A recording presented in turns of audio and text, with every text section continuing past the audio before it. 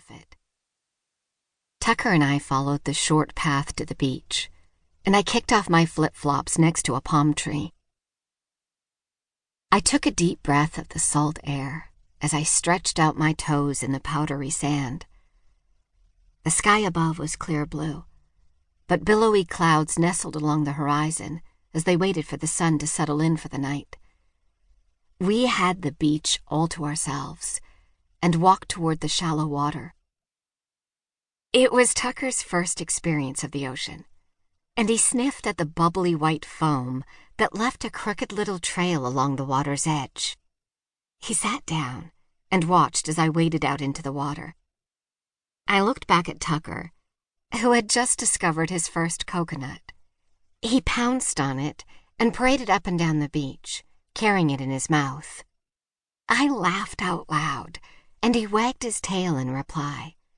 "I see you, Tucker," I called and waved. The coconut was almost as big as he was, and when he tried to shake it back and forth, the momentum was too much, and he fell over and rolled down the sand. He stood up and shook himself off, quickly restoring his dignity. He placed an oversized paw on the coconut to hold it still, and began to methodically peel back the fibrous husk. Seeing him so happily occupied, I took a deep breath and dove into the clear blue water. Its coolness instantly covered my skin. When I popped back up, I saw that Will had arrived home and was playing with Tucker on the beach. He tossed the coconut, and Tucker pranced back to him, carrying it in his mouth. Will was wearing red surf shorts and waved as he saw me coming out of the water. "What a great puppy! I can't believe he's already retrieving." He bent down and held Tucker's head in his hands.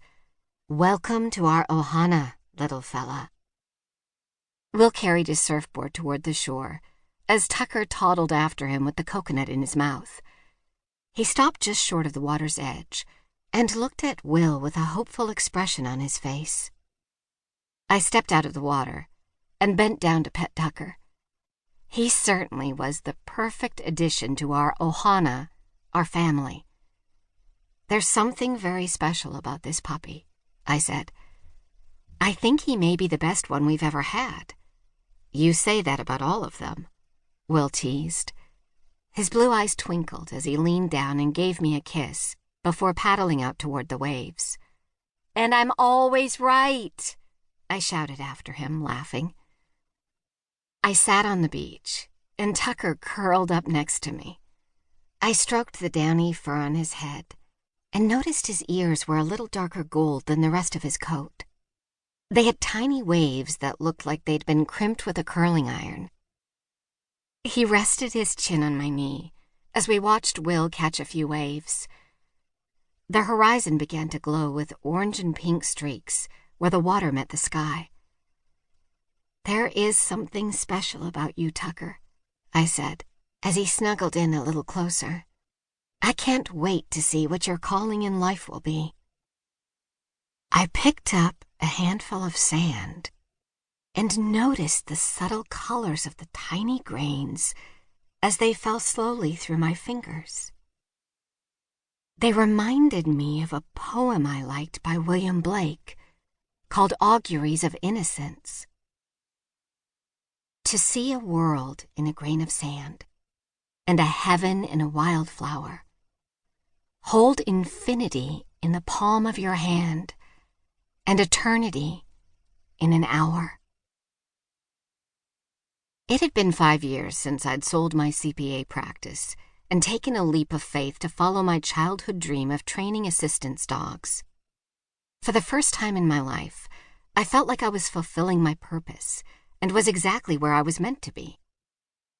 Several dogs had already graduated from our program and were thriving with newfound purpose and making a difference in the world.